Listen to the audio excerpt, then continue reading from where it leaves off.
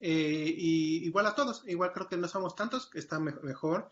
Yo creo que la podemos hacer un poco más interactiva, entonces no guarden sus dudas y preguntas hasta el final, porque a lo mejor luego se nos va a olvidar de qué estamos hablando, sino pues con mucho gusto interrúmpanme como si fuera como una sesión de clase, porque pues ya mucho de esto es más como justamente lo que me comentó Inglés, ¿no? Perdón, Inés, que casi todos son expertos en migración y que ya saben el tema de remesas, pues a lo mejor también pues no hay, esta presentación está hecha más de forma técnica para comprender un poco más allá para los que ya son un poquito más expertos, ¿no?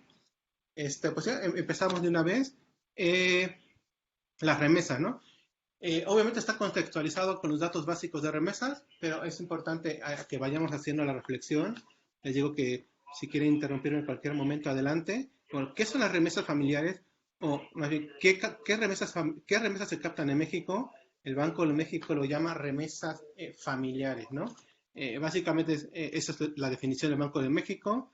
Cantidad en moneda nacional o extranjera que proviene del exterior, originada por un remitente, persona física residente en el exterior que transfiere recursos a su familia para ser entregada a territorio nacional a un beneficiario, ¿no? Es decir, en este concepto hay el concepto de transferencia unilateral, es decir, que no hay un bien o servicio de por medio, hay una frontera que tiene que cruzar para que se considere como remesa internacional, hay un emisor que está en un país diferente y ya presume que el receptor tiene algún vínculo familiar o de amistad, ¿no? Bueno, ese es el concepto que maneja el Banco de México, que pues, podemos estar de acuerdo, ¿no? Pero pues, como que nos suena que puede ser el concepto de remesa, ¿no? ¿Qué no son remesas internacionales? Todas las compras internacionales que hacemos con tarjetas de crédito o de débito por personas físicas y morales no se consideran, ¿no? Todas estas pasan por estas grandes empresas, tarjetas de crédito, hablando de Mastercard, Visa, American Express, Diner y todo esto. Entonces, todos esos pasan a través de otro mecanismo y no son remesas internacionales, ¿no? De hecho, son compra de bienes y servicios, ¿no? Todas las transferencias internacionales que se realizan a través del sistema bancario internacional, el IBAN SWIFT principalmente, que son las empresas dedicadas a estas transferencias internacionales, tampoco son remesas, porque estas son transferencias hechas dentro del sistema bancario, ¿no? Todos los pagos por exportaciones e importaciones no se hacen por una remesa, como que luego se dice que a lo mejor mucho hay compra de bienes, servicios, el pago de un juguete, por ejemplo, el pago de una muñeca a una mujer chiapaneca, y que se manda por Western Union para pagar, eso es como muy ineficiente, es más fácil que le pague a alguien con tarjeta y luego lo pague o que se haga un depósito, ¿no? Entonces todo eso no son remesas, y bueno, todas las remesas internas no son remesas internacionales, ¿no? Esas se hacen a través de un mecanismo muy sencillo dentro de un país para transferir recursos, ¿no? Relativamente sencillo. ¿Cómo se calculan realmente las remesas familiares en México? Pues bueno, ya sabemos cuál es la definición del Banco de México. Ustedes saben que el Banco de México es la institución oficial que da los datos sobre remesa. La pregunta es si las remesas que reporta el Banco de México pues coinciden con su definición. Entonces, las remesas familiares en México se capta a través de una solicitud de datos administrativos que el Banco de México giró una circular a través del diario oficial en donde todas las instituciones que paguen recursos a través de una remesadora deben reportar ese recurso al Banco de México. Entonces, en ese sentido, todas estas instituciones, tanto bancarias como no bancarias, le mandan cada mes al Banco de México, creo que en los primeros 5 o 10 días hábiles, la información del mes inmediato anterior, ¿no? ¿Cómo funciona en la práctica real? O sea, ¿qué manda una institución financiera o no financiera como registros administrativos que pide el banco? Como ustedes sabrán, en el envío de remesas hay alguien que envía, hay un intermediario que hace la transferencia del recurso de un país a otro y hay uno que recibe, ¿no? Digamos, pongamos el ejemplo para siempre el caso de Estados Unidos-México para simplificar, ¿no? En el corredor de remesas de Estados Unidos-México, pues quienes transfieren las remesas, digamos, ¿cómo se manda una remesa? Pues generalmente la persona llega a una farmacia, a una tienda de la esquina, un banco o a través de un celular y manda esa remesa, ¿no? Luego esa empresa o esa persona que recibió ese dinero tiene conectado un sistema a los principales compañías que transfieren remesas de Estados Unidos a México, y luego eso llega a un banco, que es relativamente poco, o llega principalmente a estas tiendas tipo Electra, tiendas de supermercado, farmacias y todo ese tipo de cosas, ¿no? En la práctica, ¿cómo funciona? El intermediario que lo manda generalmente no es un banco. Ustedes saben que los más grandes son los Money Transfer Operators, son Western Union, RIA, Zoom, MoneyGram y todo esto. Entonces, son los que también, y también hay uno bancario que es BTS, ¿no? Bancorp Transfer Services, que también manda muchos de los recursos de Estados Unidos a México. Pero en la práctica, las instituciones financieras y no financieras lo que hacen es que las transferencias que se reciben a través de un Money Transfer Operator lo consideran como remesas, y las transferencias de tipo bancaria que se hacen a través de IBAN o SWIFT son consideradas como transferencias bancarias internacionales, ¿no? Y eso es muy importante porque eso tiene que llegar a la lógica de por qué las remesas cuestan lo que cuestan para enviarse, y cómo funcionan las transferencias de recursos entre bancos a nivel nacional o internacional. Eh, para los que estamos aquí acostumbrados en México, estamos muy acostumbrados a que es muy automático y es muy normal que existan transferencias entre bancos, ¿no? Pero algunos de ustedes viven en la frontera y seguramente tienen cuenta en Estados Unidos y sabrán que es muy difícil o muy caro transferir de un banco de Estados Unidos a otro banco de Estados Unidos, ¿no? Estás hablando de unos $5, $10 por envío, incluso $20 por envío, un wire transfer. Entonces dirán, ¿por qué cuesta tan caro mandar dinero de un banco de Estados Unidos a otro banco de Estados Unidos, ¿no? Si estamos en el mismo país. Uno pensaría que el costo tiene que ver en el pago de remesas por pasar un país, ¿no? Entonces, justamente esa es la falencia que uno se tiene, porque realmente el costo lo determina pues el sistema que hace la transferencia, ¿no? En el caso de México es muy barato porque hay una institución que subsidió todo el costo de las transferencias en un sistema, que es el Banco de México, que creó TEF y luego creó SWIFT, ¿no? Y luego ahorita está creando CODI. Entonces el Banco de México absorbió todos esos costos y da un precio subsidiado para que se pueda transferir esa remesa. Las transferencias interbancarias, ¿no? Que son desde 7 pesos, 10 pesos, ¿no?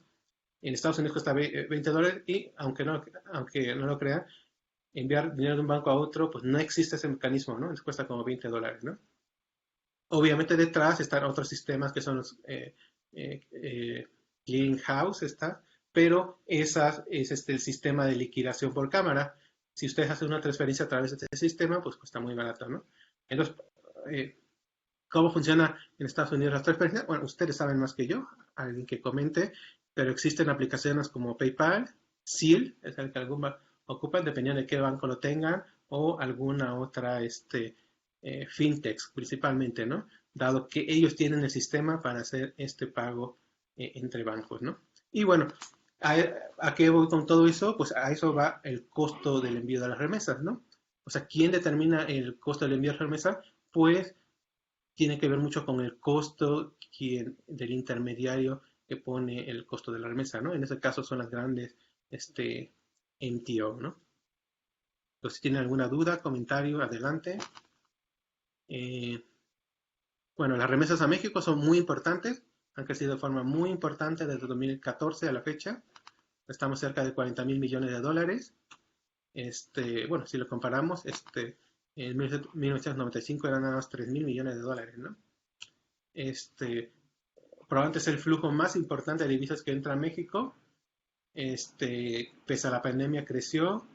Pueden ver, por ejemplo, en comparación a la inversión extranjera directa, al petróleo crudo, a los ingresos por turismo internacional, que cayó mucho el año pasado por la pandemia y que siguen sin recuperarse. Entonces, por mucho ya las remesas superan otras fuentes y son la principal fuente de ingreso de divisas, ¿no? ¿Cuáles son los principales países receptores de remesas en el mundo? Bueno, México es el tercero. En 2019 tiene esta cantidad, pero observen que también hay países desarrollados que reciben muchas remesas, ¿no? Estamos hablando de Francia, que recibe casi 2/3 partes de lo que recibe México en remesas, pese a ser un país desarrollado. Y está Alemania, ¿no? Que recibe como un poco cercano, un poco menos de la mitad de lo que recibe México, ¿no? Que es un monto muy importante, ¿no? Pero aquí lo que cabe señalar, justamente si comparan el monto de remesas que recibe México, de acuerdo a lo reportado por el Banco de México y de acuerdo a lo estimado por el Banco Mundial, pues no son lo mismo, ¿no?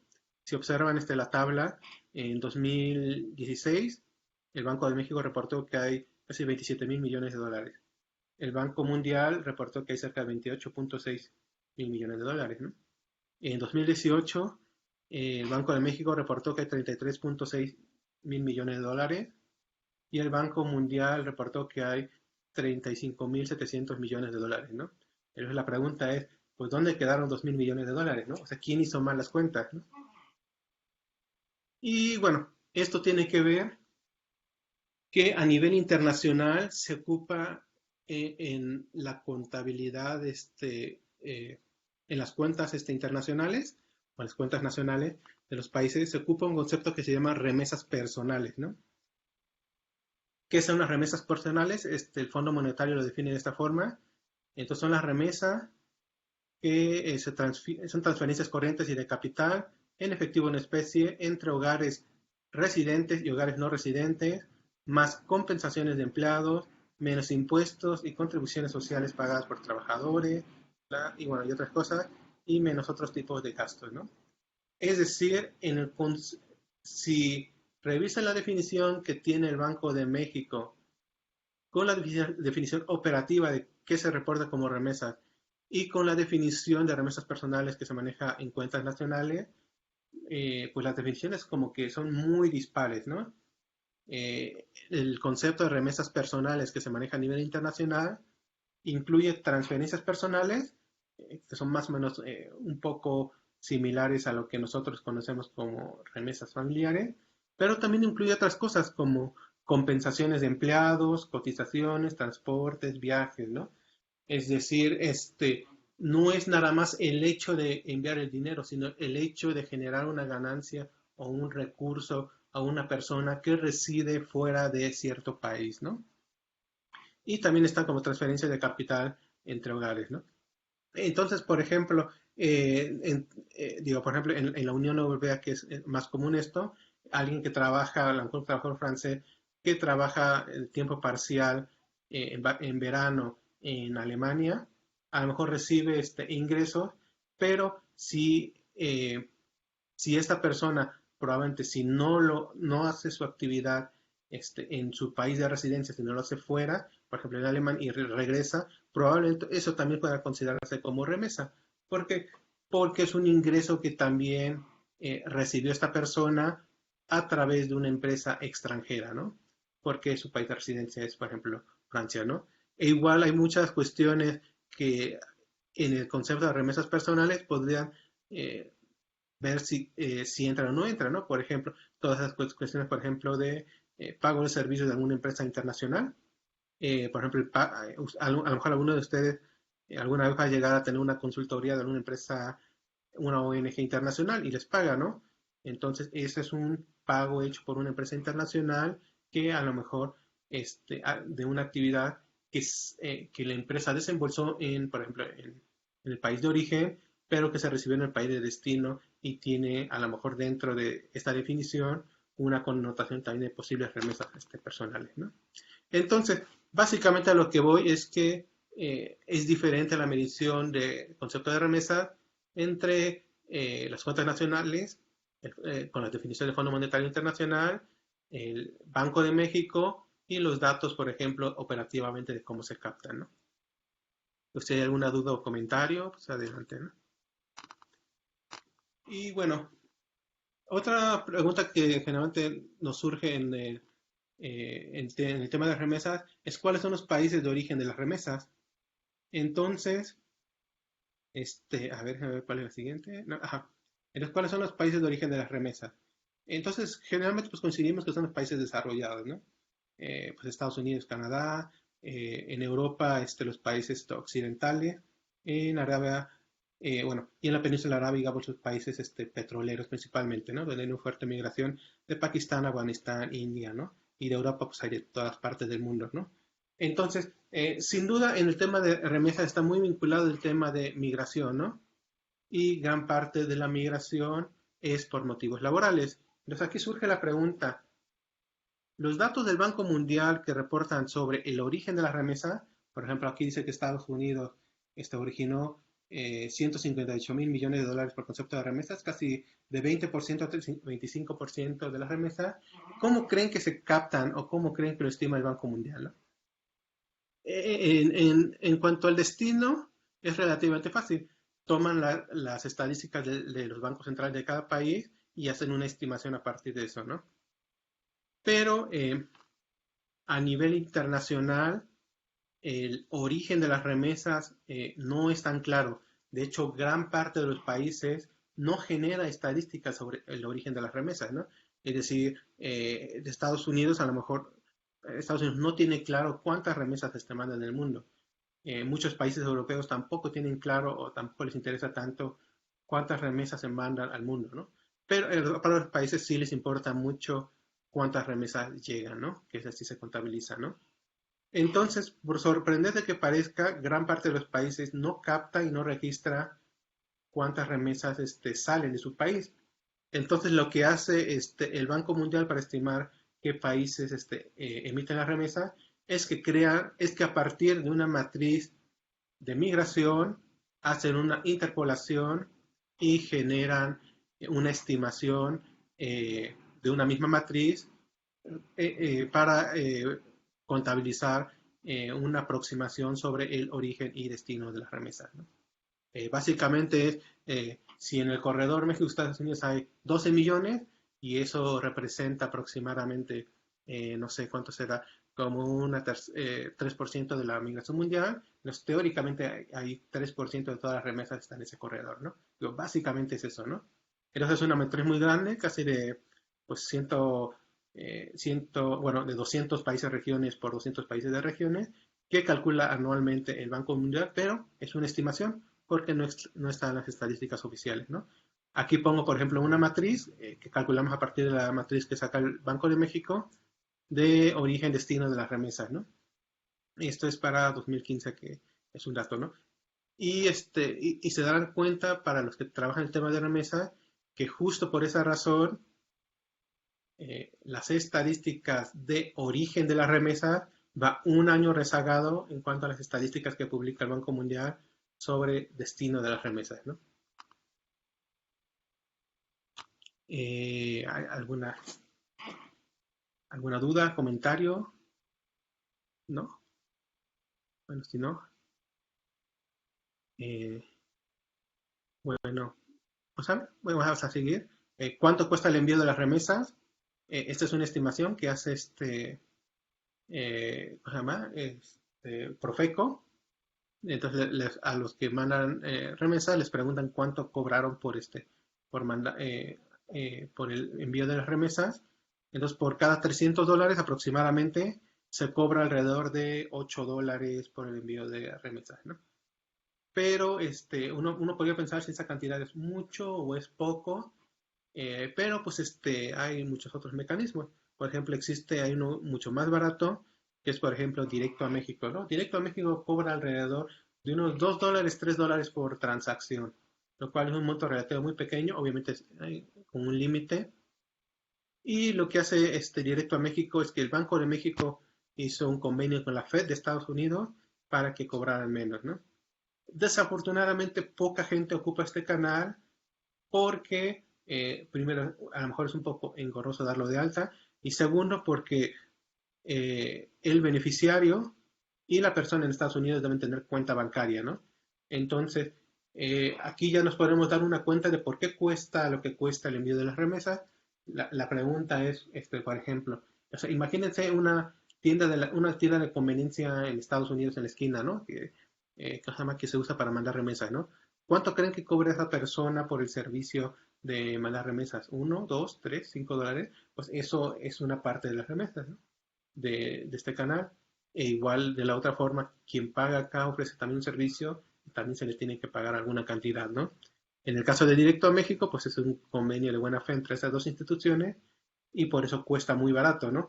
Pero sin embargo, para que alguien puede aprovechar este costo, debe estar bancarizado por ambos lados, ¿no? Tanto quien manda las remesas como quien las recibe, ¿no? Y está la pregunta de cómo se envían las remesas. Pues casi todas las remesas son transferencias electrónicas, 99%. Muy poco llega en efectivo y en especie. Casi todo esto de efectivo en especie, eh, pues son de los migrantes que cruzan la frontera, generalmente en fin de año y que traiga algún recuerdo a algún familiar en el interior de México, ¿no? ¿Cómo se levanta esto?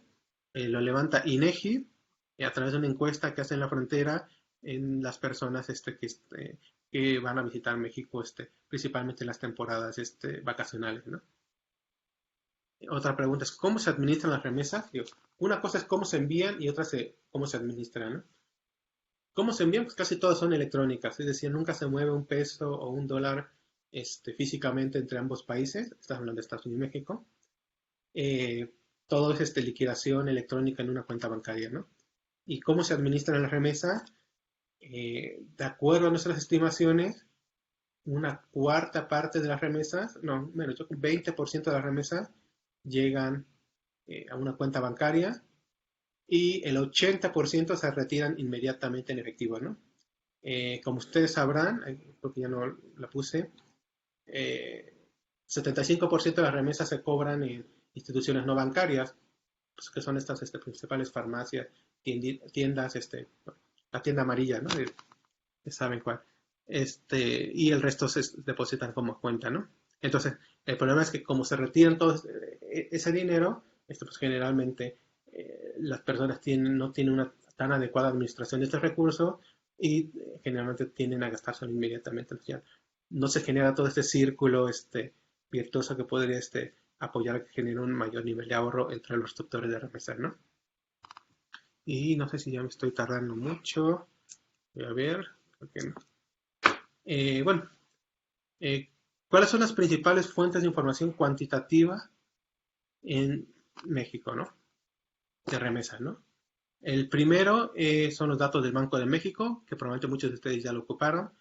Básicamente tiene que ver con montos de remesas, una serie mensual, trimestral, datos desagregados a nivel entidad federativa, municipio, de cobro. Viene otra información como forma de envío, tipo de institución que las paga, país de origen y para el caso de Estados Unidos, entidad federativa de origen de las remesas. Y también vienen otros datos como monto de número de operaciones y remesa promedio.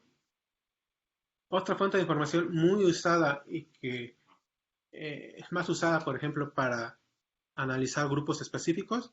Por ejemplo, hay muchos papers sobre por ejemplo, hogares receptores de remesas indígenas, se hacen a través de los censos o de la encuesta intercensal. Tiene una gran precisión, tiene una gran cantidad de volumen y puede ser desagregada, incluso significativa, a nivel localidad o hasta a nivel manzana, ¿no? Y contribuye de manera importante en principales características sociodemográficas, pero tiene el problema de que, pues como que es relativamente limitada las variables que se pueden analizar, ¿no? Entonces, pues otro de los instrumentos que se ocupan mucho para datos cuantitativos son las encuestas y por excelencia, desde hace muchos años, gran parte de los investigadores que sacan algún artículo sobre remesas de forma cuantitativa usan la INIC, ¿no? La INIC es una encuesta en hogares, entonces se puede saber si un hogar o una persona de ese hogar recibe recursos por apoyo económico del extranjero, ¿no? Está ampliamente usado, desde 1984 ya capta este dato, es bianual, en las últimas dos ediciones al menos, es representativa a nivel entidad federativa y lo más rico es que tiene un extenso conjunto de variables sociodemográficas, de actividad económica, ingreso laboral y no laboral, gasto, consumo, negocio. Se puede hacer muchos análisis al respecto, ¿no? Sin embargo, como es una encuesta, tiene las limitaciones de que probablemente no sea tan bueno para analizar subpoblaciones, ¿no? Por ejemplo, si quisiéramos analizar población indígena o receptora de remesas o algo de ese estilo, ¿no?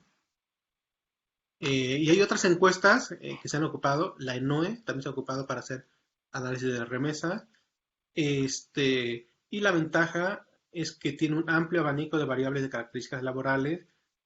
Tiene además algo que no tienen otras encuestas, tiene un panel de 5 trimestres, es decir, tiene un corte longitudinal, lo cual es muy bueno para seguir a una misma persona en el tiempo.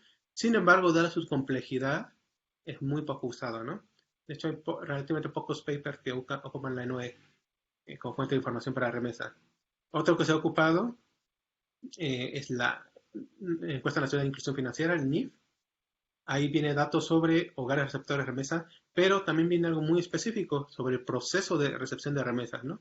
En esas dos encuestas anteriores, la ENOE y la NIF, pues generalmente vienen datos pues de la persona, del hogar, ¿no? Sin embargo, no te preguntan por qué medio lo mandas, cuánto monto lo mandas, cada cuándo lo mandas, cuánto te cuesta cobrarlo, y eso es una gran riqueza que tiene la NIF, ¿no? En la edición 2012 y 2015 venía esta información.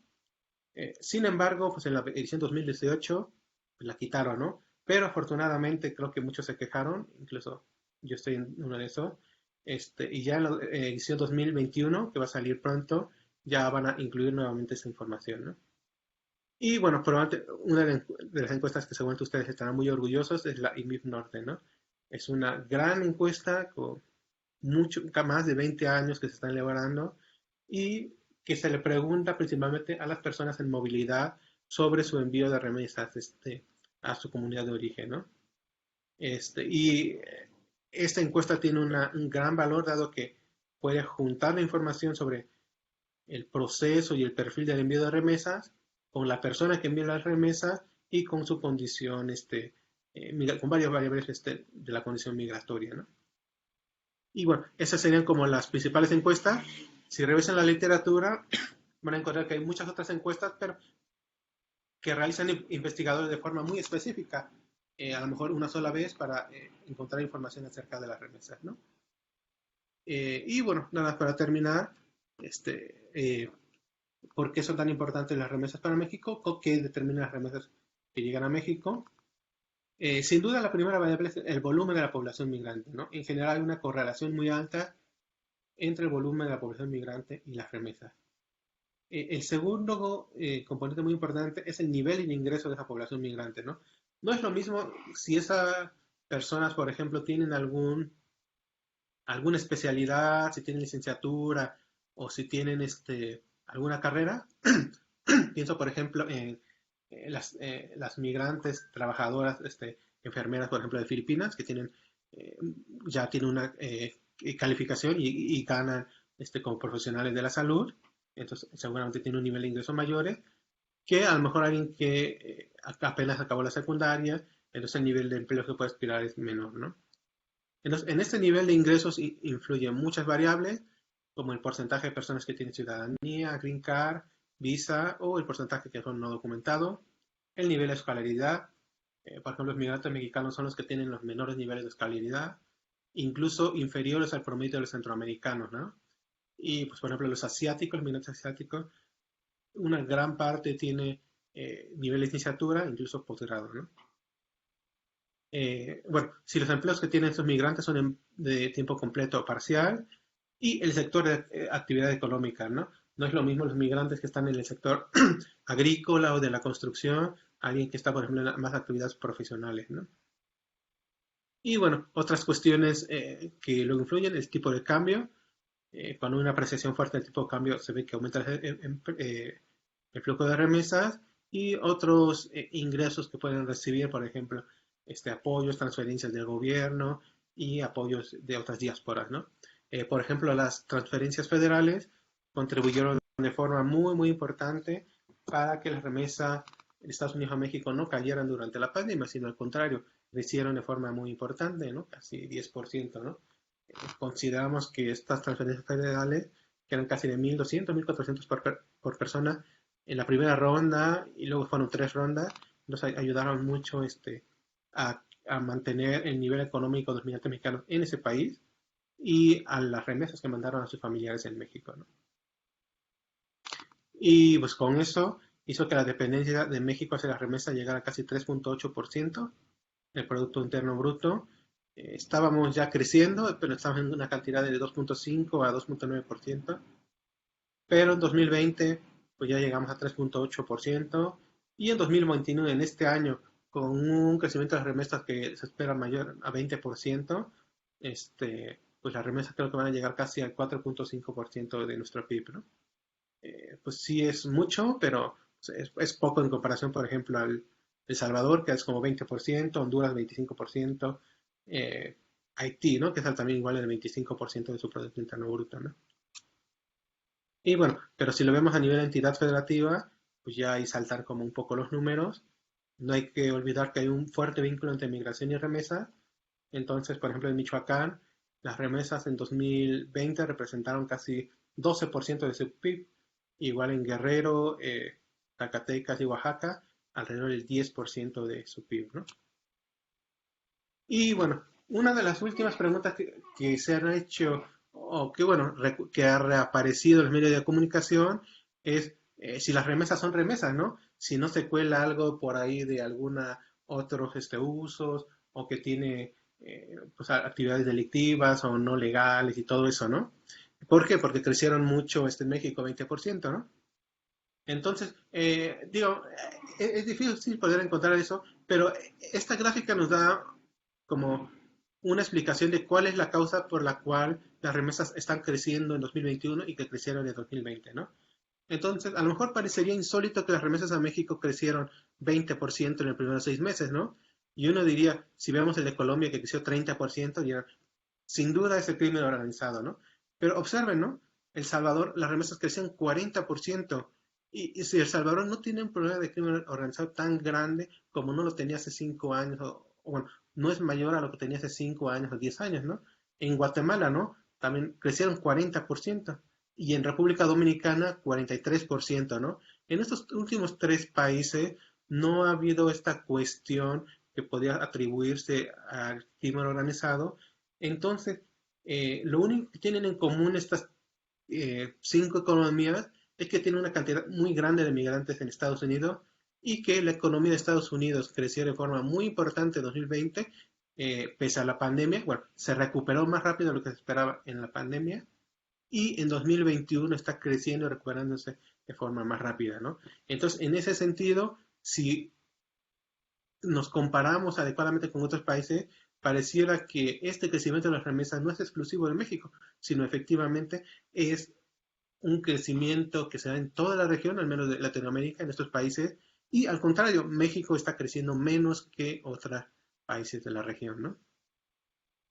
Y bueno, gran parte de estas estadísticas que calculamos, tratamos de hacer como una síntesis anualmente, donde yo trabajo, es en BWA Research, aquí en la Ciudad de México, hacemos con el Consejo Nacional de Población una publicación que es el Anual de Migración y Remesa, y ahí tratamos de sintetizar gran parte de la información de migración, pero también hay un capítulo sobre migración mundial y migración para México, donde viene como mucha desinformación, y bueno, la publicación se puede descargar de forma gratuita, incluso si alguien quiere un ejemplar impreso, también se lo podemos enviar, ¿no? Sin problema.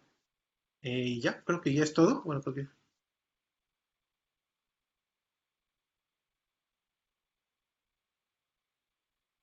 Perfecto. Muchísimas gracias, Juan, por la presentación que has hecho. Sin duda, son muchos aspectos que, como te digo, si bien varios de las y los estudiantes, tanto de la especialidad como de la maestría, han tomado algunos cursos, justo en el caso de los estudiantes de la especialidad, en este momento se encuentran en un módulo referente a desarrollo económico, migración y remesas, pero creo que nos has como dado o nos has brindado más elementos para comprender de una manera más integral estos aspectos. Entonces, no sé si alguien quiere hacer una pregunta o algún comentario, puede escribirlo en el chat y podemos ir dándoles la palabra.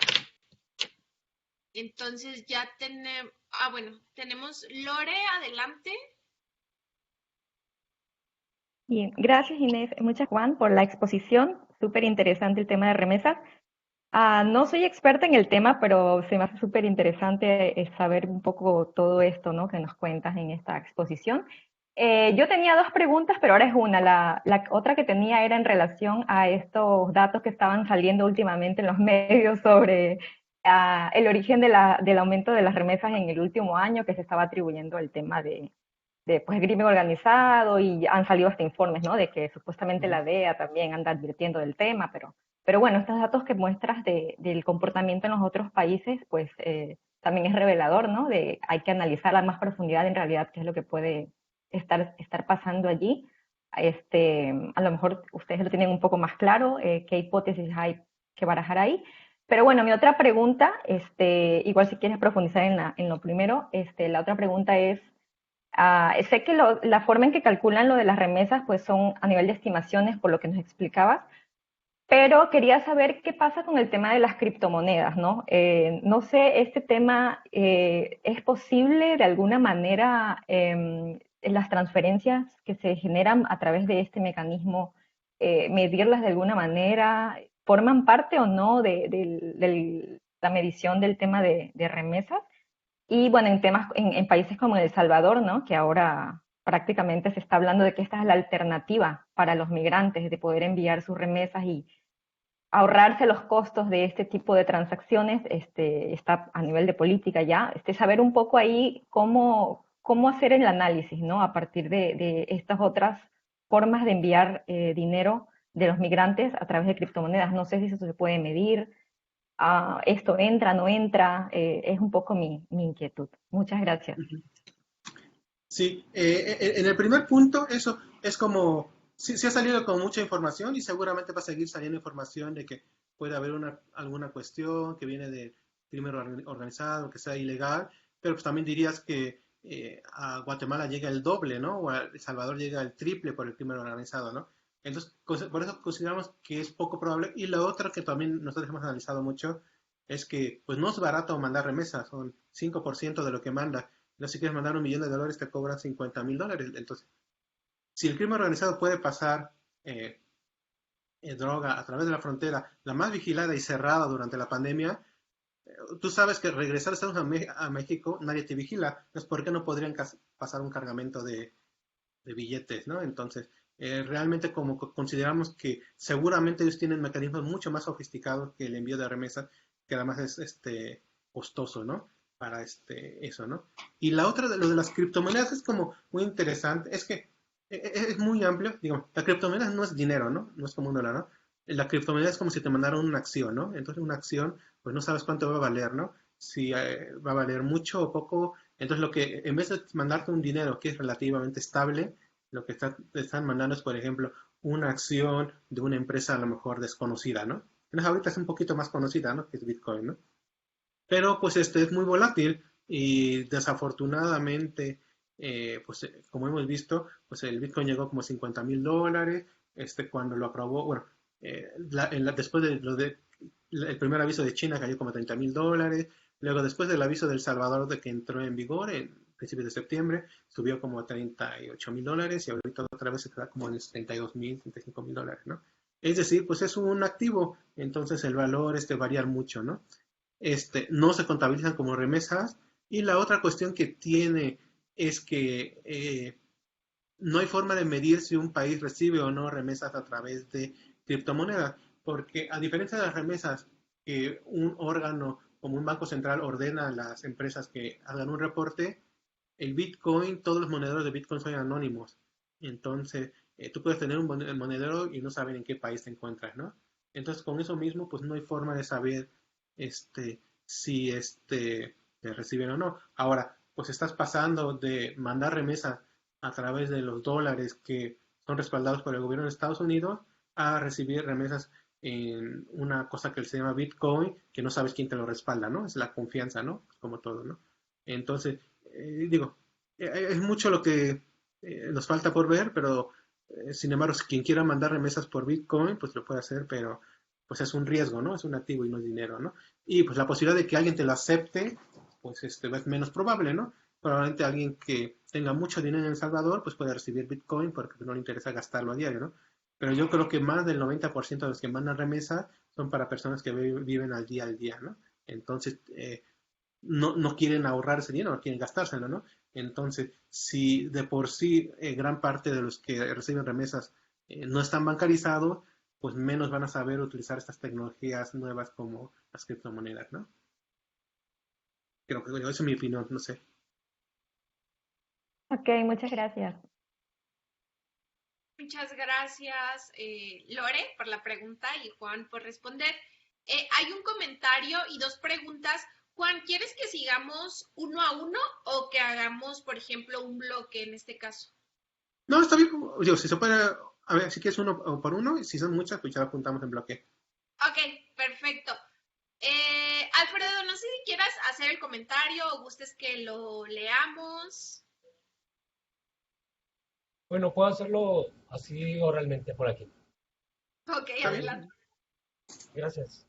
Buenas tardes a todos. Considero que estas estadísticas que manejan sobre las remesas únicamente abarcan las que se manejan a través de medios formales, como son los bancos, agencias, etcétera.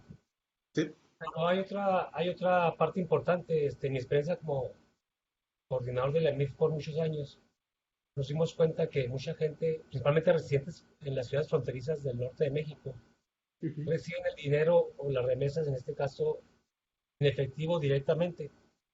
ujú, En mi experiencia, digamos, personal o familiar, tengo ujú. familiares en El Paso, en este caso en El Paso, Texas, la ciudad contraparte de Ciudad Juárez, y tengo familia en Estados Unidos, más al norte. Ellos envían, los familiares que están en El Paso les depositan, ellos retiran y luego traen dinero a la familia acá a Ciudad Juárez. Y así como este caso, pues hay muchos, ¿no? Ujú. Y también hay una parte importante que nos dimos cuenta y documentamos en la encuesta de, de algunos medios informales, por ejemplo, de persona a persona. Algún migrante que está en Estados Unidos y viene a México, están por allá, aprovechan y le dan el dinero en efectivo para que lo traiga a su familia. Y hay gente que se especializa en eso. Hay unas que llaman las ven o venaditas, de que hacen viajes constantes principalmente a ciudades fronterizas y poblaciones cercanas a la frontera, que también traen dinero a la gente que está acá de este lado, ¿no? Ujú. No sé si se subestima eso o no se considera porque no está dentro de un medio formal. Sería la pregunta más que. Sí, mira, justamente digamos que las estadísticas de remesas son lo que son, ¿no? Es el medio que hacen las instituciones para mejor captar la información, ¿no? En ese sentido, obviamente, bueno, ustedes saben más que yo, ustedes viven en la frontera, ustedes sabrán que es muy caro enviar remesas, ¿no? Entonces prefieren mejor venir a México y mandar las remesas, ¿no? Pero igual se habrán dado cuenta que tampoco es tan grande las personas que hacen eso, ¿no? ¿Por qué? Porque hay muchos que trabajan en Estados Unidos, pero traen remesas, pero no es que manden las remesas, traen las remesas y se lo dan a su familia, ¿no? Y están en la frontera, no lo mandan al interior de México, ¿no? Gran parte de los commuters que trabajan en Estados Unidos y que mandan remesas, y bueno, y que entregan las remesas a México, como no está contabilizado la entrega como tal de las remesas, porque se hace en la ciudad fronteriza, no están en las estadísticas, ¿no? De hecho, te diría que en gran parte de las estadísticas antes del año 2020, todas las remesas de la franja fronteriza están fuera de las estadísticas, ¿no? Porque pues cuesta muy caro, ¿no? Si sé que cada fin de semana voy a ir a, pues, a la ciudad Juárez y trabajo del otro lado, pues llevo el dinero en efectivo y se lo doy a mi familia, ¿no?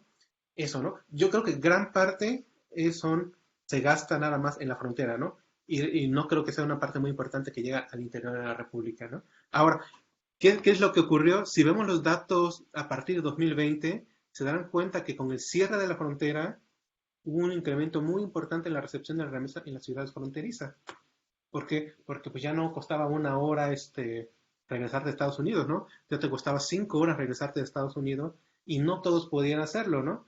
Pues gran parte de los que regresaban pues eran pues ya los que tienen ciudadanía o green card, ¿no? Los que tenían generalmente visa y no pueden justificar, o los que estaban no documentados, o los que tenían alguna otra cuestión, pues ya no podían hacer como proceso, ¿no? Entonces, en ese sentido, sí, en las estadísticas oficiales, todo lo que está en la frontera no se captó, pero en 2020, si te das cuenta, por ejemplo, Tijuana, es muy evidente, hubo un incremento muy importante de las remesas, pero justo por esta cuestión de que cerraron la frontera, ¿no? Y ahí te das cuenta que sí hay un flujo muy importante en la zona fronteriza de este dinero, ¿no? Preguntabas otra cosa, ¿otra pregunta tenías?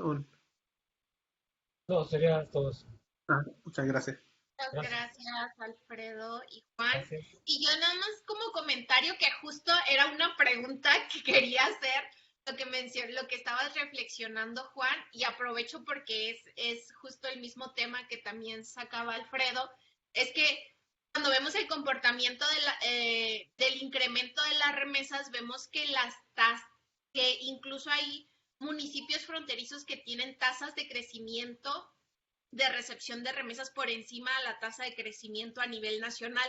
Y justo yo te iba a preguntar si tú considerabas que el cierre parcial de las fronteras era como un factor que se asociaba a esta situación, es decir, a lo mejor todos esos trabajadores transfronterizos que ya no pueden estar regresando o no tienen una mayor circularidad como lo tenían cuando la frontera estaba totalmente abierta, que ahora hagan uso de medios electrónicos para enviar esas remesas y sobre todo también pensando en hipótesis que ya se han planteado no en este contexto de pandemia, sino anteriormente en otros contextos de reforzamiento de la frontera. Por ejemplo, una que tengo muy presente es de Masey y Durán, que mencionan que cuando hay actividades de reforzamiento en la frontera y disminuye la circularidad de los migrantes, en este caso mexicanos, hay una mayor propensión al envío de remesas y cuando hay una frontera abierta sin tanta restricción o tanto reforzamiento o mayor circularidad de los migrantes, hay una mayor propensión al ahorro de los migrantes, es decir, como tengo más facilidades de estar transitando, de estarme moviendo entre México y Estados Unidos, pues mejor ahorro lo que gano y yo directamente lo traigo a México. Sin embargo, por ejemplo, en el 94 o en la crisis económica que hubo un mayor reforzamiento en la frontera y ya no había tanta circularidad de los migrantes, pues ahí fue cuando se empezó a observar el mayor envío de remesas. Y justo mi pregunta era como que si esa hipótesis podría extrapolar a esta situación del cierre ocasionado, pero ahora por otras razones, que es la cuestión de la pandemia, ¿no? Y que ese sea un factor, pues, que esté explicando el incremento de los porcentajes de recepción de remesa en municipios fronterizos de México. No, ahí totalmente de acuerdo, Inés. Esa es la explicación en las ciudades fronterizas, pero no nada más crecieron en las ciudades fronterizas, ¿no? Creció en Michoacán, Jalisco, pues, bueno, Ciudad de México, en muchos estados del interior, que uno ahí sí podía ver, ahí sí es bien complicado hacer una circularidad de que alguien venga a entregar dinero y se vaya, ¿no? Ahí sí totalmente se mandaron por remesas. Y justamente complementando con lo que dice Alfredo, una de las formas de que puedan cuantificar qué tanto es el flujo de dinero en la frontera, pues ustedes ya vieron el cierre de la frontera, lo vivieron casi un año, ¿no? Entonces analicen justamente, hay estadísticas de remesas por municipio, entonces analicen justamente cuánto aumentó las remesas en su municipio para que vean más o menos como cuánto equivale el incremento de las remesas debido a este cierre de la frontera, ¿no? Entonces, ese es como un buen indicador.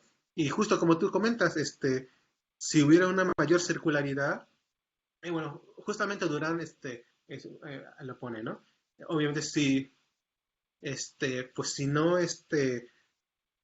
hubieran creado toda esta cuestión del cierre de la frontera, no habría trabajadores ilegales, ¿no? No habría trabajadores no documentados, ¿no? Entonces, muchos de los migrantes mexicanos en Estados Unidos no estarían en Estados Unidos, vivirían aquí en México e irían a trabajar en Estados Unidos y regresar, ¿no? Digo, esta es la historia de hace como 50 años, ¿no? Pero pues ya pusieron las fronteras, pusieron las restricciones y pues sí, entonces ya tuvieron que decidir, ¿no? Ya no podían trabajar en Estados Unidos y vivir en México con su familia, sino tuvieron que decidir o quedarme donde obtengo el trabajo y el empleo o estar con mi familia, ¿no? Y pues por necesidad económica muchos tuvieron que quedarse donde pues tienen el empleo, ¿no? Y es así que muchos de los migrantes se tuvieron que asentar en Estados Unidos por el incremento en el enforcement que hay en la frontera, ¿no? Pero es una teoría, pero yo coincido con lo que dice Durán. Yo creo que si no hubiera esta frontera tan fuerte, muchos migrantes mexicanos en Estados Unidos no estarían ahí, sino estarían del lado de México, ¿no? Y nada para esto que comentó Alfredo, nada más quería recalcar que como está el caso de las venaditas, ¿no? Que ayudan para el envío de cosas, pero pues no lo hacen gratis, ¿no? También cobran. Entonces, pues a lo mejor de confiar en la venadita que no sabe si le envía y cuándo llega, a confiar es Western Union, pero por la marca, pues a lo mejor si mandas nada más $300, pues mejor prefieres pagar, ¿no?, $8 y evitarte todo el problema con esta persona, ¿no? Sí, muchas gracias, Juan. Le doy la palabra a Israel. Voy a encender la Hola, cámara. buenas tardes. ¿Me escuchan? Sí, Ok. Hola, muchas felicidades por la exposición, maestro Lee. Eh, Son dos preguntas. La primera, desde la perspectiva desarrollista, siempre pues el gobierno ha manejado el discurso de que estas remesas puedan ser utilizadas para negocios, ¿no? Normalmente, bueno, lo que a mí me había tocado revisar en la encuesta nacional de ingreso-gasto en el hogar, pues gran parte de este dinero se va al gasto en comida y en necesidades básicas. No sé si esto haya cambiado, no sé qué datos tenga al respecto de este comportamiento en cuanto al gasto de la remesa. Por otra parte, bueno, el gobierno federal ahora con Andrés Manuel aparece pues como un competidor más en cuanto a brindar la posibilidad de que las remesas entren a través en este caso, el banco del gobierno federal, creo a un más bajo costo, eso era lo que estaban vendiendo. ¿Qué Ujú. tanto realmente pudiera funcionar esta posibilidad? Serían las dos preguntas y de antemano gracias por la respuesta. Sí, respecto a lo primero, si justamente siempre se piensa que las remesas pueden promover el desarrollo, no olvidemos que detrás que alguien mande una remesa, hubo un migrante que se fue, ¿no? Entonces, una familia separada, mano de obra que no se quedó en México, talento que se fue de México, pues bueno, recibimos remesas a cambio, pero no todos mandan remesas, ¿no? En ese sentido, sí, como tú bien señalas, es correcto, gran parte de las remesas continúan para gasto corriente. La mejor fuente para obtener esa información es la EMIF Norte. Ahí anualmente se estima, se le pregunta a la gente en qué se gasta las remesas que mandan. Y sí, gran parte se manda principalmente para comida y alimentación, para vestido, educación y para pagar deudas, ¿no? Porque acuérdense que la persona que se fue a Estados Unidos entonces no tiene dinero para ir a Estados Unidos, sino generalmente un familiar le presta y tiene que pagar esa deuda, ¿no? Entonces son como los principales montos que se van, ¿no? Y en la segunda parte, de usar la infraestructura federal, o sea, a través de un subsidio federal, es a través de la infraestructura para que cueste menos la remesa, hay que ver muy bien en qué consiste el costo para enviar remesas, ¿no? Entonces, por ejemplo, gran parte del costo que se cobra para enviar remesas es de Estados Unidos. Del monto total de esas remesas que se cobran $5, $8, el 80% se lo quiere a Estados Unidos, ¿no? Eh, ¿Quién se queda con ese dinero? Principalmente en la farmacia de la esquina que manda el dinero y la MTO o la empresa que transfiere, ¿no? En México solamente cobran el restante 20%, ¿no? Entonces, el margen de maniobra que tiene el gobierno federal realmente es 20%, ¿no? Entonces, no tiene mucho margen de maniobra. Ahora, lo que puede hacer es aprovechar este convenio que tiene el Banco de México, donde las remesas cuestan $1, $2 para el envío, ¿no? Pero requeriría que los migrantes mexicanos en Estados Unidos estuvieran bancarizados y no con cualquier banco, ¿no? El Banco de México tiene una lista de bancos con la que puede hacer estas transferencias a un costo subsidiado, ¿no? Entonces yo creo que realmente que el margen de maniobra es muy bajo porque además no beneficiaría a los que más lo necesitan. Como tú sabes, las familias, los migrantes mexicanos que más lo necesitan, generalmente son no documentados en Estados Unidos y muy probablemente ellos no estén bancarizados, ¿no? Entonces, desafortunadamente, ellos seguirán ocupando los mismos canales tradicionales que ir a la farmacia de la esquina, ¿no? Probablemente, o ir a la tienda de abarrotes de la esquina para mandar las remesas, ¿no? Eso es como mi opinión. Y bueno, y complementando todo eso, pues uno pensaría que 5 8 dólares para mandar remesas puede ser mucho, puede ser poco. Eso es como 100 pesos, 200 pesos aquí en México. Pero pues acuérdense que el transporte público en Estados Unidos puede costar $5 un boleto de ida, ¿no? Y 5 de regreso, ¿no? Entonces, eh, para que te cueste $1 el envío de remesa, tienes que gastarte $10 en transporte. Pues probablemente no lo haces, mejor pagas $5 y ya te evitas todo pagar el transporte, ¿no? No es barato el transporte en Estados Unidos. Muchas gracias. No, muchas gracias a ti. Gracias. Ignacia, adelante. Buenas tardes, no, ya buenas noches a todos, muchas gracias, doctor Juan Lee, fue muy interesante lo que expuso y yo tengo una pregunta respecto al tema de, bueno, de las remesas, por ejemplo, en Europa. Usted menciona que en Francia, se reciben igualmente remesas o al ser países desarrollados, aún así ellos, las reciben. Pero quisiera saber si este tipo de remesas corresponde a o tiene correspondencia a lo mejor con una migración hacia los estados, hacia los petroestados y si principalmente vienen como de estas regiones o como de Dubái o Emiratos Árabes o de dónde provienen esas remesas, principalmente y cómo las contabilizan los gobiernos, al menos en Europa, y si estos, bueno, creo que no tienen, no sé, o no sé si entendí bien o mal, pero no tienen tanta relevancia para ellos el tema de contabilizarlos. Eh, Sería esa. Ajá, sí. No, lo que decía, no tiene mucha relevancia la contabilización, pero de las remesas que salen, ¿no? Casi ningún país lo contabiliza. Pues algunos lo hacen, pero muy pocos lo hacen, ¿no? Y los desarrollados no lo hacen, ¿no? Que era lo importante, ¿no? Ahí puedes saber, ¿no? No. La cuestión de por qué muchos países desarrollados tienen un monto muy importante de remesas es que nosotros tenemos, digo, México es un país con una gran cantidad de migrantes, 12 millones de migrantes, entonces nosotros sí tenemos muy arraigado la idea de qué es una remesa, ¿no? Pensábamos en un familiar que está en Estados Unidos, que se manda a su familia aquí en México. Entonces, esa es la noción que tenemos de remesa.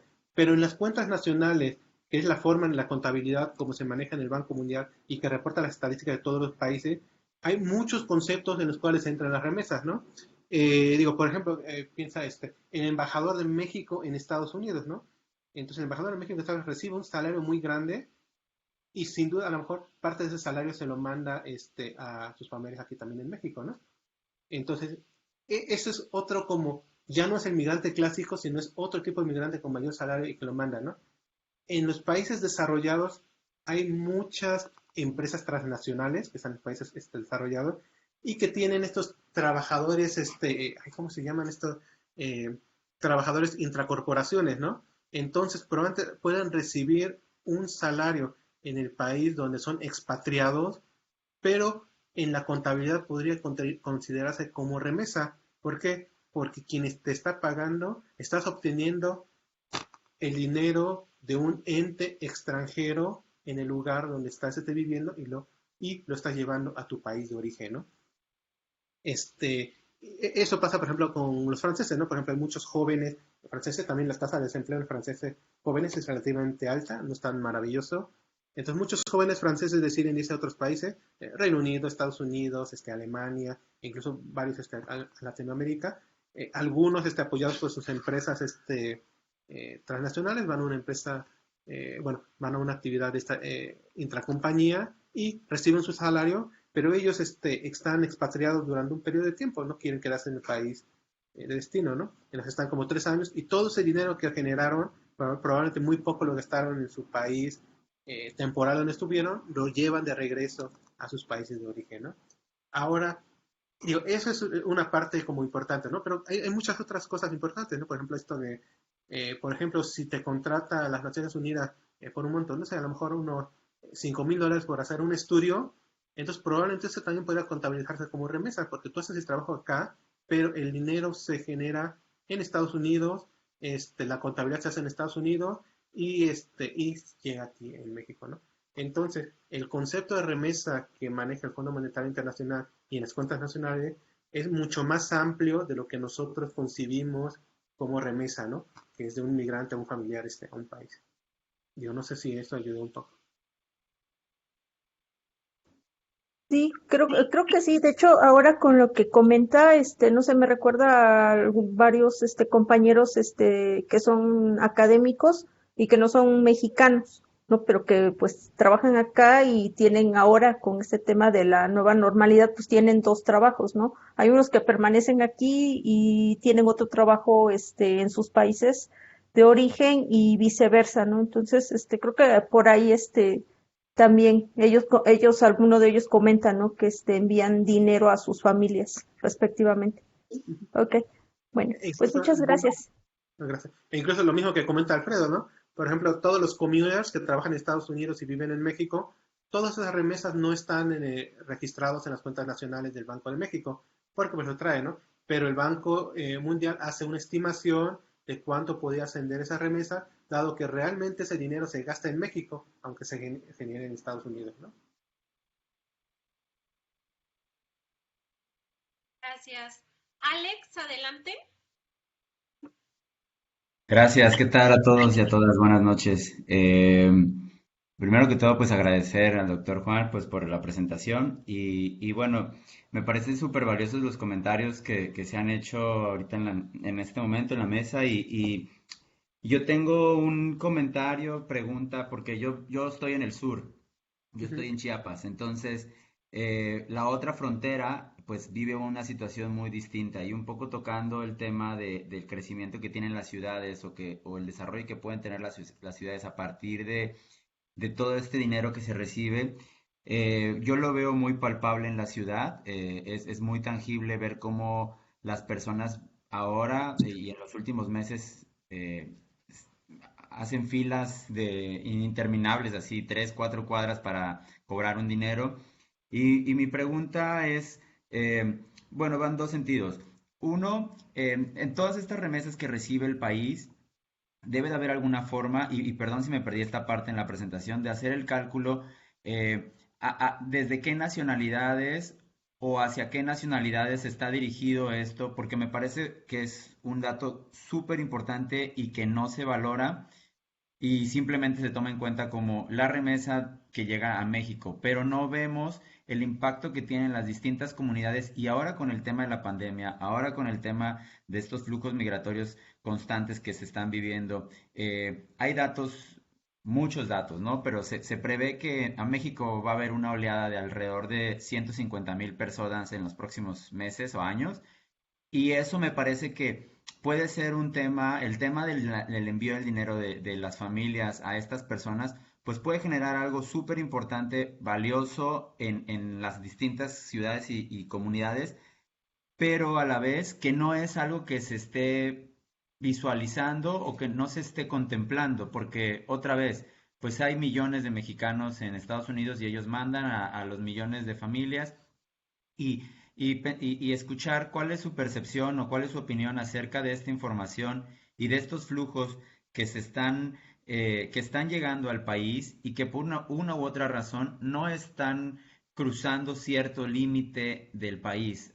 Si bien algunos logran llegar hasta la frontera norte, hay muchos que se están quedando en el sur y el impacto que puede llegar a tener esto en la economía del sur me parece que puede ser relevante siempre y cuando se le dé un buen manejo a los datos, ¿no? Entonces, más bien escuchar, perdón si me extendí un poco. Gracias. No, sí, totalmente de acuerdo, estás en toda la razón. De hecho, la migración en México, pues, contribuye de forma muy importante a muchas economías, del país. Pues puedes ver, por ejemplo, si estás en Chiapas, no sé en qué país estás, pero por ejemplo, en Tapachula, pues más de la mitad de la población es centroamericana. Entonces, sin duda es una ciudad que se fundó debido a esta migración centroamericana y que algunos nada más querían estar como en un punto relativamente cercano a su país, pero pues a lo mejor muchos de ahí, hondureños, guatemaltecos, de El Salvador, se quedaron en Tapachula y ya hicieron toda su vida ahí. Y gran parte de estas ciudades que dependen de estas remesas, bueno, que han sido de tránsito, han sido beneficiadas por el tema de las remesas, donde, como tú bien dices, hay una larga fila para cobrar remesa, pero pues también hay que pensar que hay que desarrollar como economías sustentables, ¿no? Porque pues no siempre vas a poder vivir de un flujo de personas migrantes que están ahí, ¿no? A lo mejor ahorita están, pero a lo mejor llega otra pandemia o llega un cierre de frontera y probablemente ese flujo de haitianos ahorita que es lo que es el flujo que se visibiliza, pues probablemente ya no esté, ¿no? Entonces, sí, totalmente, las remesas pueden reconfigurar, pueden crear ciudades, este, pero yo creo que lo importante es siempre como que buscar un modelo de desarrollo que no se base en estas cosas que a lo mejor no son permanentes, sino que son más como flujos que pueden estar, ¿no? Y bueno, y nada, complementar que pues México en realidad tiene muy poca población migrante. De los 1 millón de personas que residen en México que nacieron en otro país, es como 700,000 son de padres o madres mexicanas. O sea, realmente, así como nacidos en otro país, posiblemente extranjeros, son 300,000, ¿no? Para una población de 127 millones es muy poquita. Sin duda, en esta década que están por iniciar, México va a ser un importante país de recepción de migrantes, sin duda principalmente centroamericanos, ¿no? Pero a lo mejor no en la cantidad que uno esperaría tan grande como la cantidad de migrantes mexicanos en Estados Unidos, ¿no? Que son 12 millones, y si consideras a todos los que son de descendencia mexicana, los de segunda y tercera generación, pues ya estamos cerca de rayando los 40 millones, ¿no? Es decir, casi 12% de la población de Estados Unidos es de origen mexicano, ¿no? Gracias. Gracias. Georgina, adelante. Hola a todos, buenas tardes. Muchas gracias por la presentación, maestro Oli.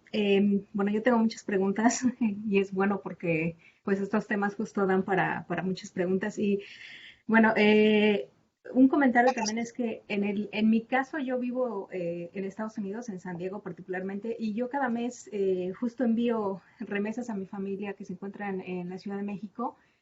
Y al principio, quien recibe las remesas es mi hermana. Y al principio estábamos buscando una opción, pues, para que justamente lo que usted platicaba, ¿no? Se llegara a la remesa o, bueno, este dinero como una transferencia. Sin embargo, algo que me llamó la atención es que justo su contador le decía que es mejor que no lo hiciera así porque si aparece dinero extra de otro país en su cuenta y como ella paga impuestos, pues ahí hay un problema, ¿no? Sobre todo ahorita la Secretaría de Hacienda y Crédito Público está más fuerte con las revisiones de dónde proceden los dineros y bueno, pues a veces su cuenta era revisada por cuestiones de auditoría en el trabajo, entonces había ahí mucho problema. Entonces, pues decidimos por hacerlo precisamente por los envíos a través de estas casas de envío y efectivamente es muy caro, yo pago $8, que justo es un dinero muy considerable en México y justo aquí en San Diego el boleto del camión, como dice, del trolley cuesta $5, de hecho el envío de la remesa es mucho más.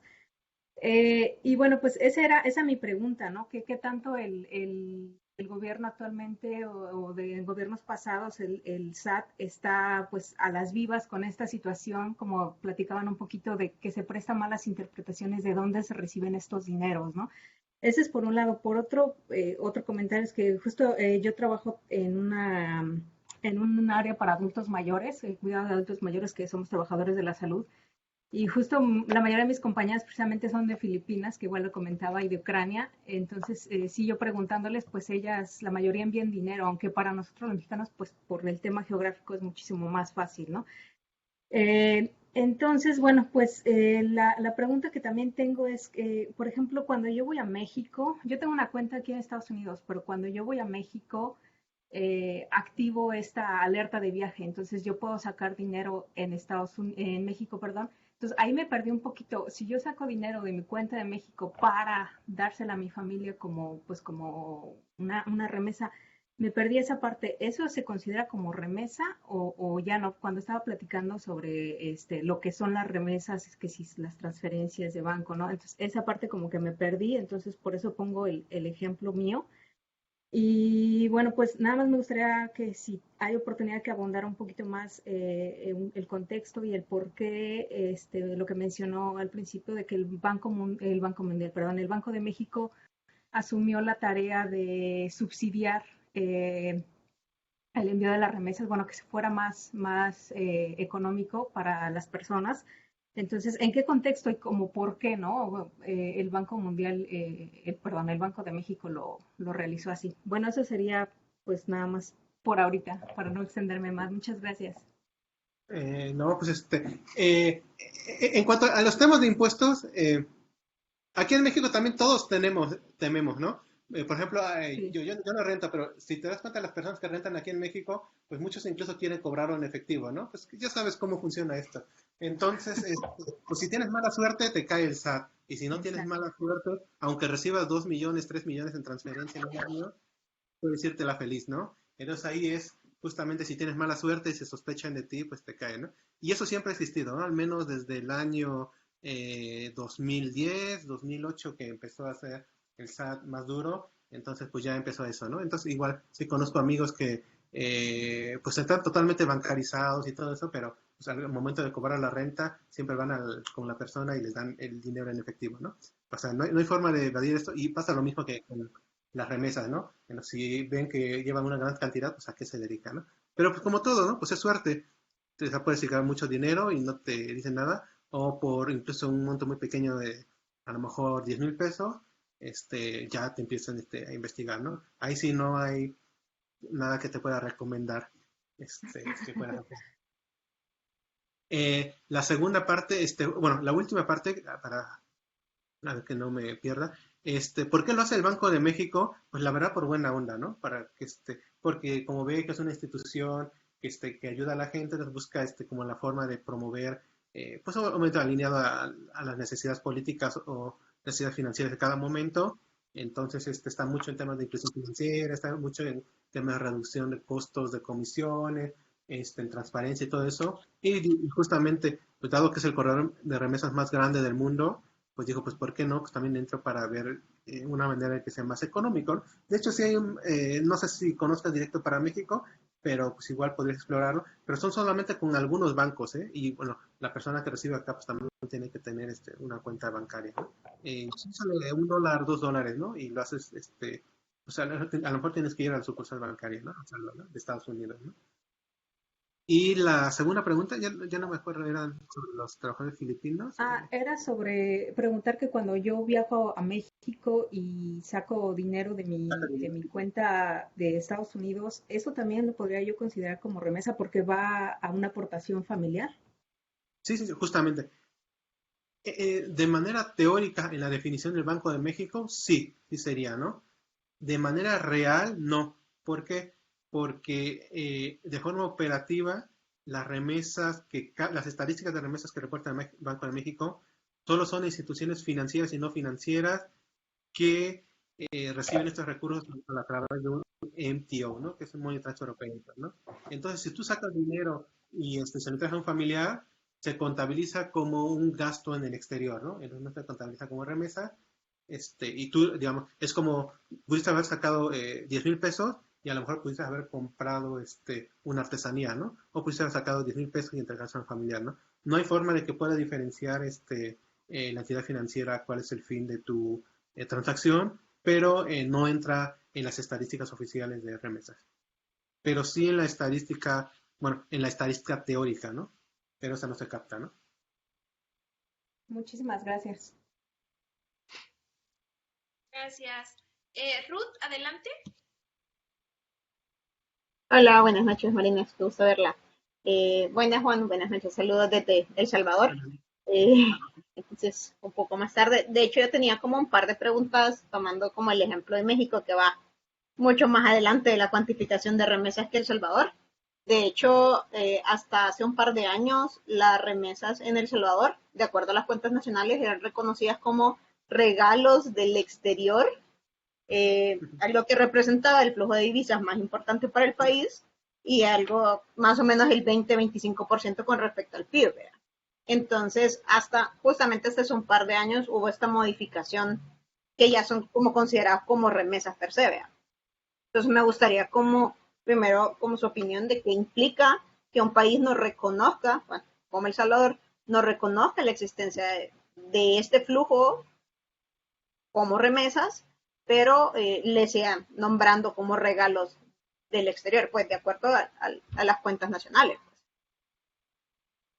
Digo, sí es como una pregunta difícil, pero pues, incluso el mismo el Banco Central, el Banco de la Reserva, ¿no? ¿Se llama el Banco de la Reserva? Sí, Banco Central de Reserva. Banco Central de la Reserva las publica como remesa. Pues yo creo que estuvo bien que dejara de llamarlo como regalo. No sé si ahorita se sigue llamando como regalo, porque pues sigue mandándose esa idea de que es un favor hecho o que es un poco asistencialista y toda esta cuestión. ¿Y por qué? Porque atrás del tema de remesa, no todo es regalo para la familia, ¿no? Hay algunos que mandan la remesa porque quieren construir su casa, ¿no? Entonces, más bien ahí tienen pues al trabajador, bueno, a la familia que está en El Salvador como administrador de su recurso para que le construya una casa o para que le compre un bien, ¿no? Entonces ahí pues no es un regalo, ¿no? Sino al contrario, está explotando laboralmente a la persona que está en El Salvador para que le administre el recurso, ¿no? Pero yo lo veo bien y justamente como tú comentas, cada país tiene su propia forma de contabilizar las remesas, ¿no? Es por eso la gran disyuntiva entre cada uno de los países y las diferentes estadísticas, ¿no? México lo hace así, a lo mejor El Salvador lo hace de manera similar o de otra forma, ¿no? Y a lo mejor hay otras formas, por ejemplo, las remesas en efectivo, que no sé si se contabilizan en El Salvador o no. En México lo hacen a través de una encuesta, pero si a lo mejor alguien en El Salvador llega por ejemplo, y trae el dinero, no sé si les levantan una encuesta, que creo que no, en Honduras les levantan encuesta, no sé si en El Salvador, pero les pueden preguntar, pero la pregunta es si lo que le preguntan en el cuestionario aparece en las estadísticas oficiales de Mesa de El Salvador, ¿no? Entonces, eso es como que muy variable, ¿no? Depende de cada país que determine qué considera que debe estar en las remesas y qué considera que no debe estar.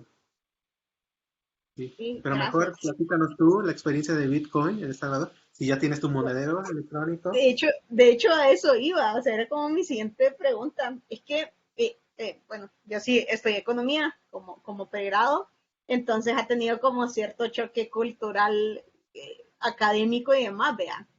El problema no es el uso de criptomonedas per se, porque de hecho en el país antes de la opción de hace un mes o un poco más de un mes, ya había flujo de criptomonedas, en especial en la zona costera, muchas playas turísticas, hay una fuerte inversión de italianos, de estadounidenses, de canadienses, y ya hacen uso, o sea, podrías ir a comprar un sorbete, una minuta ya.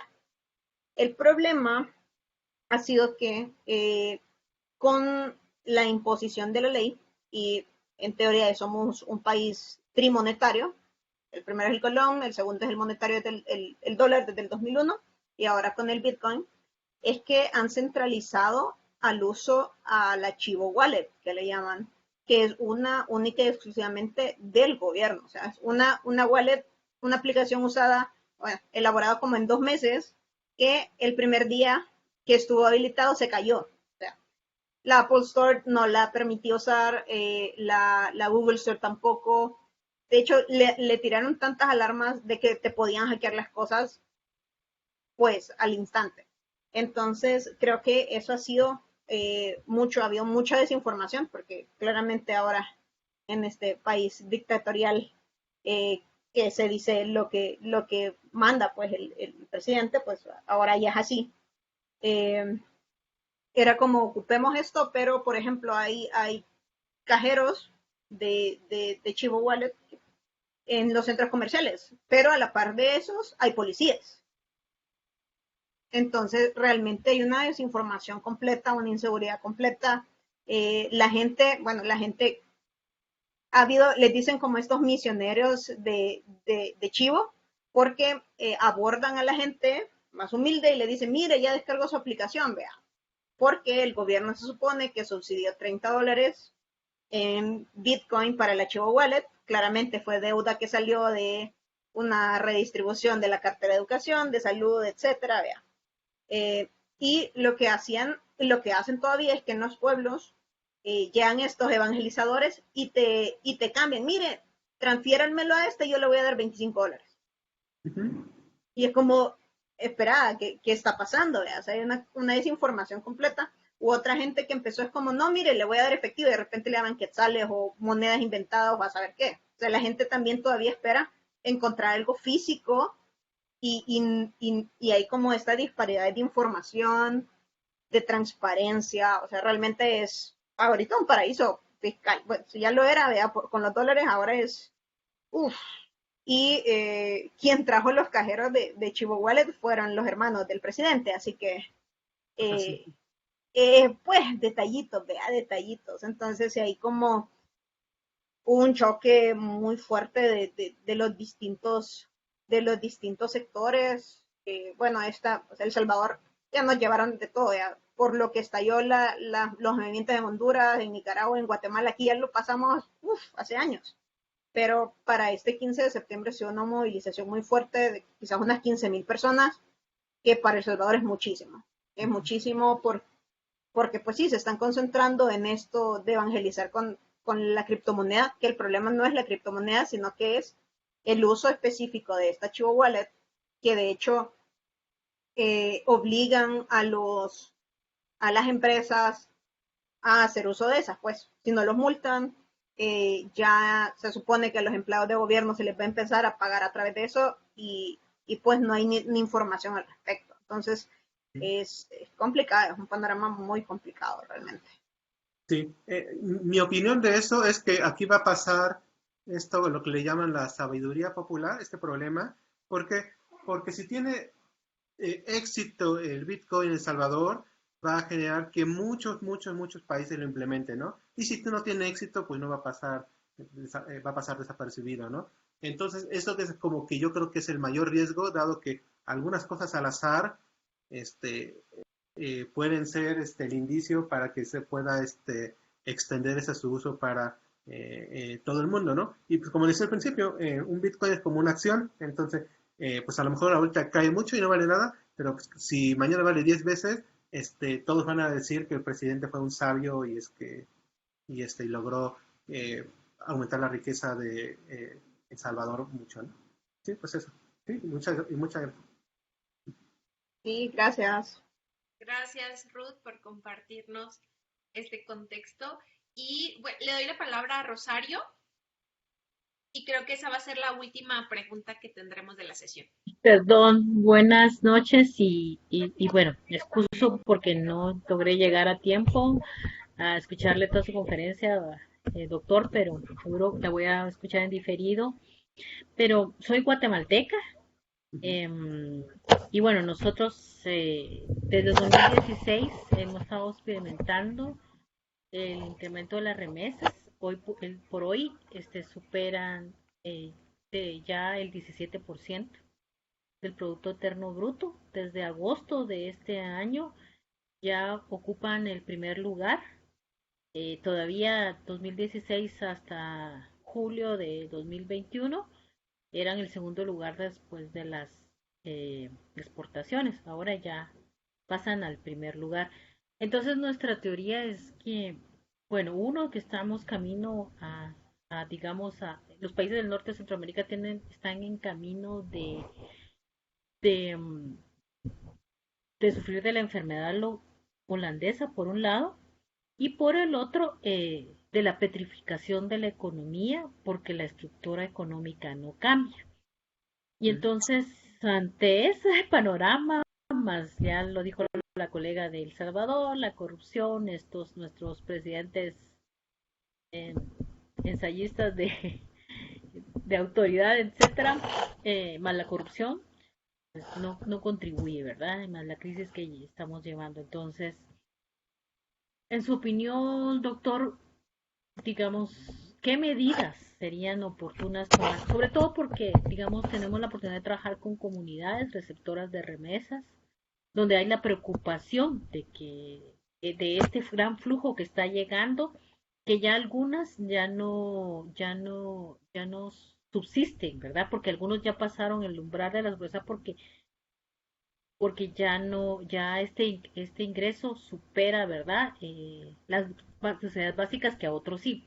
Por otro lado, digamos, por ejemplo, las cooperativas que antes eran agrícolas o de producción o de comercialización, etcétera, hoy no se declararon en quiebra porque transitaron a la intermediación bancaria de las remesas y eso fue su salvavidas. Entonces, ante esa crisis, porque realmente es una crisis, ahorita pues estamos en un incremento exponencial, pero a la hora que no, ¿cuál sería su opinión? Disculpe que le haga todo le emplee este panorama, pero en realidad es, digamos, las medidas que nosotros pensamos es todo el tema de la inteligencia financiera, la educación financiera, pero en su opinión, ¿cuál sería, digamos, un buen aporte y una contribución desde la academia para aportar a este proceso que es complejo, ¿verdad? Y sobre todo Sí, porque aquí cada vez más se documentan el uso de remesas colectivas para inversión, porque como el Estado no está presente, entonces el migrante se ve más empujado a resolver eh, las grandes necesidades de sus comunidades. Entonces, con la pandemia, nosotros hicimos un pequeño un estudio y documentamos aportes increíbles que ni el Estado dio a sus gobiernos locales, por ejemplo, ¿verdad? Perdón que me extienda y muchas gracias y gracias por la oportunidad de preguntar. no, muchas gracias a ti. Yo creo que realmente lo que preguntas es algo como muy complejo, que probablemente desde la academia es muy difícil de dar una respuesta, una solución fácil, ¿no? Sin duda, a lo mejor si revisamos la academia y revisamos todo lo que nosotros hacemos y la teoría, pues siempre te van a decir que la educación, la formación de capital y todo eso, ¿no? Pero pues la educación, pues son 15 años de educación, ¿no? Entonces, esperarte 15 años sin recursos, pues no puedes hacerlo, tienes que trabajar. Entonces, pues la gente va por el camino, pues no es el camino fácil, pero es el único camino que le queda, pues es migrar, ¿no?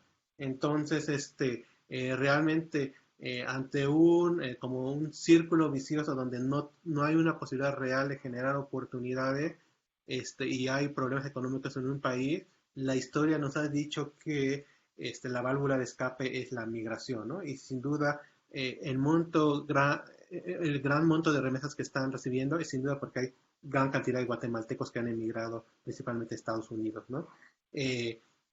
Y yo creo que no hay una solución así mágica, no hay una solución rápida. Sí tenemos que pensar siempre en los fundamentales. ¿Qué son los fundamentales? Pues tener capacidad productiva, tener educación, mejorar las condiciones de educación, el sistema, pero si eso no es posible, pues la gente va a tener que emigrar, ¿no? Que es la última salida y lo que no queremos, ¿no?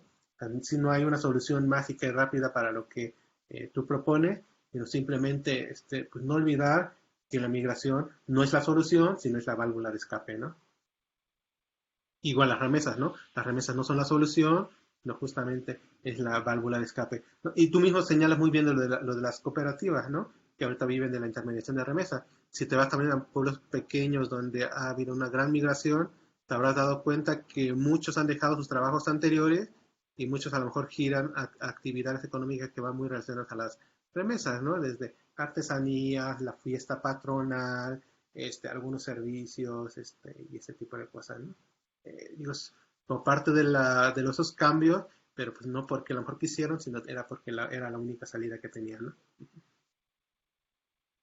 Muchísimas gracias, doctor, muy amable. Y gracias por la oportunidad de preguntar. Gracias a ti, Rosario. Gracias, Rosario. Y bueno, yo creo que con esta última pregunta cerraríamos esta sesión, no sin antes agradecerle a Juan por tomarse el tiempo en su agenda y poder compartir con nosotros no solo la presentación, sino dar respuesta a cada una de las preguntas y comentarios planteados por las y los estudiantes de la especialidad y algunos invitados que también se unieron. Y bueno, con esta sesión oficialmente cerraríamos estas actividades de charla con expertos de manera anual en nuestros programas de especialidad y maestría.